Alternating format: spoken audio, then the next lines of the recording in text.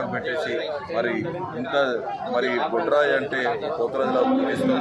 మరి అమ్మవారు కట్టమైసం సభ్యులు కూడా కట్టమైసం అంటే అందరూ కూడా మల్కాజ్గిరి ఈ అమ్మవారు చల్లగా చూస్తుంది. మరి బొడ్రాయి అంటే పోతరాజులా భావించి ఆ పోతరాజుని ఆ బొడ్రాయిని అపవిత్రం చేసిన దుర్మార్గుని కంపల్సరిగా శిక్షించాలి. మేమందరం అధికారులతో కూడా మాట్లాడాలి. కట్టమైసమ్మ టెంపుల్లో నిన్న రాత్రి జరిగినటువంటి డిసెక్రేషన్కి సంబంధించి